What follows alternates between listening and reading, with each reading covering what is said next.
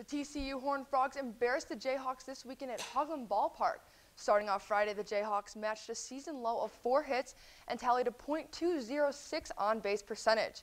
Despite the low scoring, Taylor Tursky made a big defensive play when TCU's Zach Humphrey hit a line drive into Tursky's leg. He hustled up and got the ball out to first just before Humphrey reached the base. Pretty impressive play by Tursky considering the speed off the bat. The final score of the game 1 was TCU 4, KU 2. The second game of the series was a bigger point difference. TCU took the game 13-3. The highlight of Saturday's game, sophomore Mateo Zuniga hit his first career home run at the top of the 9th. Due to weather, the final game on Sunday was canceled and TCU took the series 2-0.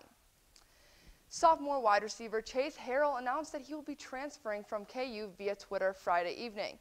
He explained that he will continue his D1 football career elsewhere, and it has nothing to do with the KU program, but because he needs a fresh start. He thanked Jayhawk Nation along with his teammates and coaches and says that he will look for his start at his next chapter. The second-ranked Oklahoma Sooners softball team continued their winning streak to 29 games after completing a sweep against the Jayhawks. The series concluded after the final game Sunday afternoon with a score of Sooners 10, Jayhawks 1.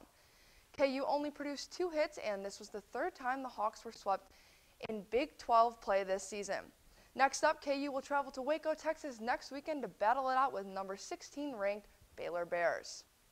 The Tennis Sunflower Showdown occurred Sunday afternoon in Manhattan, Kansas, when the Jayhawks dominated their rival, the K-State Wildcats. The final score was 4-1, and KU is now 14-4 overall with a 6-1 record against Big 12 opponents. K-State is 14-7 on the season with 4-3 in Big 12 conference play. After 5 straight matches on the road, the team is headed back to the Jayhawk Tennis Center for the last 2 regular season games against Oklahoma State on Friday and Oklahoma on Sunday.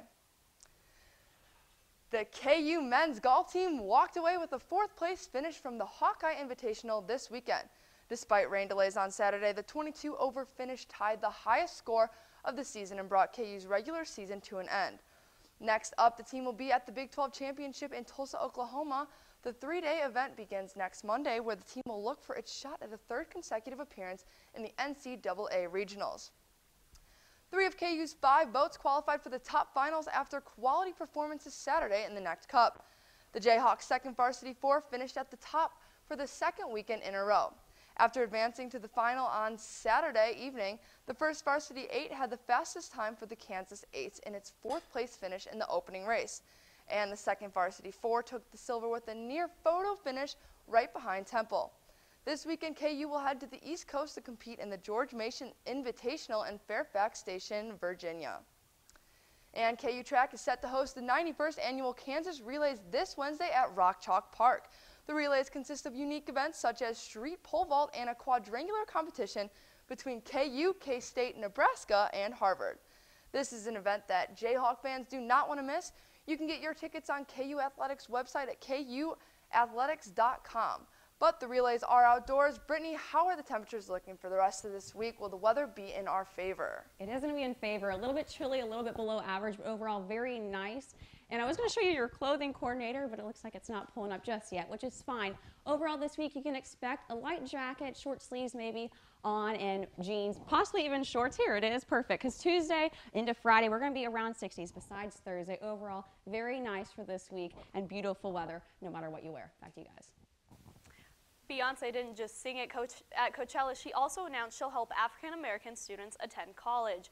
The singer has started the Homecoming Scholars Awards program. She's giving $25,000 each to 4 historically black colleges and universities, with a student from each school getting scholarship money. Queen Bee's first checks go out to scholarship winners this fall. Well, hey, that is awesome. I mean, you hear about, anywhere you look this weekend, you hear about Coachella, whether it's your phone, I'm sure it was in the newspapers, Twitter, Instagram, any kind of social media, but that is just awesome. Of course, Beyonce the Queen, always helping out. All right, well, that's all for us tonight on KUJH News. For more on the stories you saw today, you can share them with your friends at our website, tv.ku.edu. Thanks for tuning in. We will see you back here Wednesday.